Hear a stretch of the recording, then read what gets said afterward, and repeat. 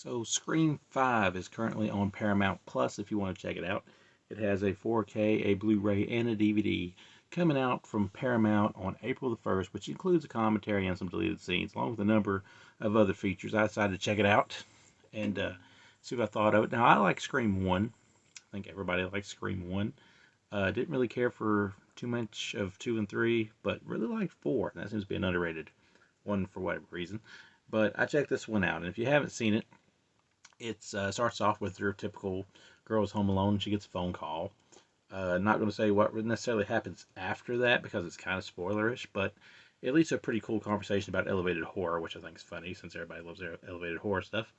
This brings back her sister, who has been out of town. Just so happens to be the uh, daughter of the original, or one of the original Scream killers, Billy Loomis.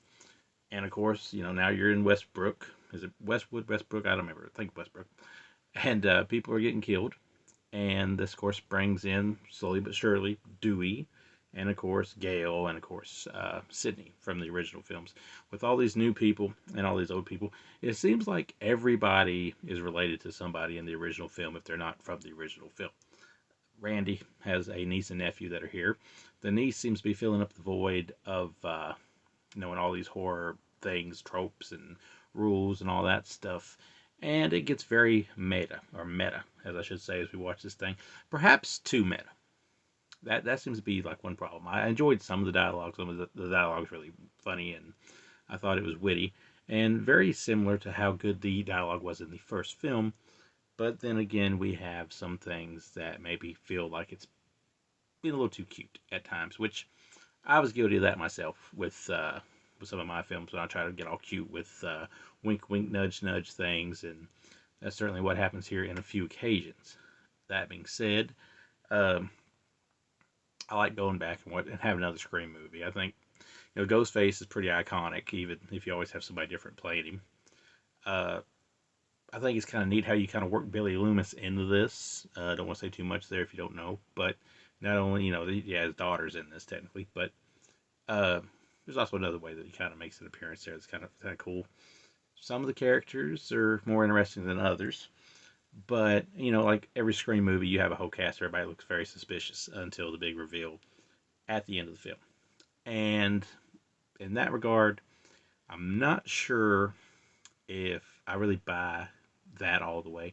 And I can't say why because I don't want to spoil anything. But there's a little bit of that there that seems a little bit of a stretch if I think about it too much. So I'm going to try not to think about it too much.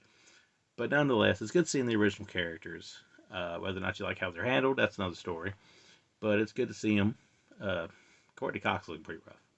I think she's like 57 years old. So, I mean, I don't know. Everybody's getting age on them. I mean, I'm getting age on me, but it seems like Courteney Cox definitely is looking like she's had better days here in this movie. But that's beside the point. The new cast is what it is, and some are better than others. But I don't really like some of the CGI. There was some CGI used for some kills, and I do not like that in horror movies, especially like a slasher movie, especially in this nature, because there's one kill where CGI is pretty. Somebody gets like a knife through their throat. I almost say mouth, but through the throat, and it pokes out, and you can tell it's CGI, and that's kind of a bummer. But for the most part, it's got some suspense, it's got some drama, but it seems like they kind of rely too much on just going back and using all the countless tropes from the old Scream movies and wink, wink, nudge, nudging it along the way because they're making jokes about such things. So therefore, you're not supposed to notice. Also, I don't know why they named the movie just Scream. Why can't it be Scream 5? What's wrong with Scream 5?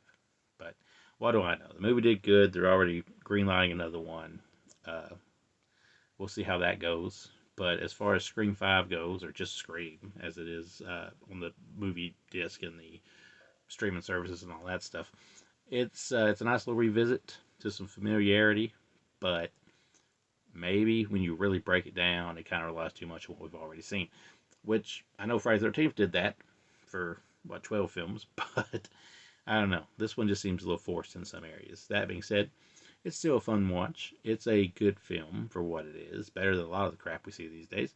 And I'm giving it a 3 out of 5. But as far as my ranking in Scream movies go, it's nowhere near the first one to me. Nowhere near probably the fourth one to me, but it falls in line probably ahead of 2 and 3. So like I said, April 1st is when the actual physical disc hits. You get it digitally now. Uh, it's not bad, but it could be better. But then again, what can't?